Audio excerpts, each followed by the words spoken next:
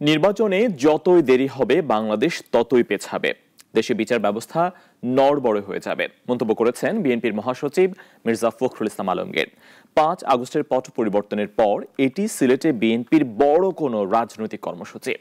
টুনু তালুকদারের রিপোর্ট জানাচ্ছেন সিরাজুল মুনির শুভ। ৫ আগস্টের পট পরিবর্তনের পর প্রথমবারের মতো সিলেটে দলের কোনো আয়োজনে যোগ দিয়েছেন মির্জা ফখরুল সহ সিনিয়র নেতারা। সকালে সিলেট বিমানবন্দরে তাকে স্বাগত জানান স্থানীয় বিএনপির নেতাকর্মীরা। বিমানবন্দর থেকে সোজা হজরত শাহজালালের মাজারে পৌঁছান মহাসচিব। সেখান থেকে বেরিয়ে কথা বলেন সাংবাদিকদের সাথে, জানান আগামী ফেব্রুয়ারিতে নির্বাচনের মাধ্যমে দেশ রাইট ট্র্যাকে ফিরবে। আমরা সবাই আশাবাদী যে এই নির্বাচনের মধ্য দিয়ে দেশ জাতি গণতন্ত্রে ফিরে যাবে এবং যেটাকে আমরা বলি যে রাইট ট্র্যাকে দেশ উঠবে বলে আমরা বিশ্বাস করি।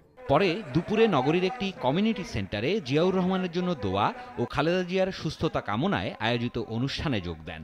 বলেন, নির্বাচনে যত দেরি হবে বাংলাদেশ তত পিছিয়ে যাবে।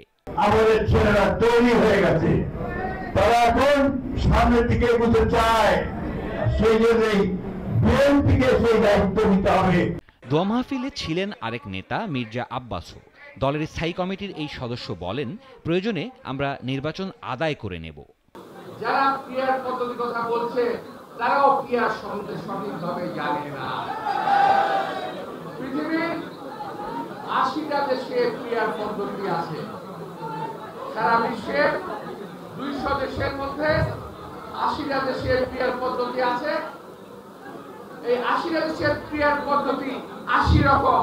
অনুষ্ঠানে বিএনপি নেতারা দাবি করেন, গণতন্ত্র পুনরুদ্ধারের মাধ্যমে বিএনপির হাত ধরে সংস্কার হয়েছে। বিএনপি নেতারা বলেন, আমরা লড়াই করছি গণতন্ত্রের জন্য। হঠাৎ করেই শেখ হাসিনা পালায়নি। এর জন্য আমরা দীর্ঘদিন আন্দোলন সংগ্রাম করে রাজপথে রক্ত ঝরিয়েছি। সিরাজুল মুনির শুভ, নাগরিক।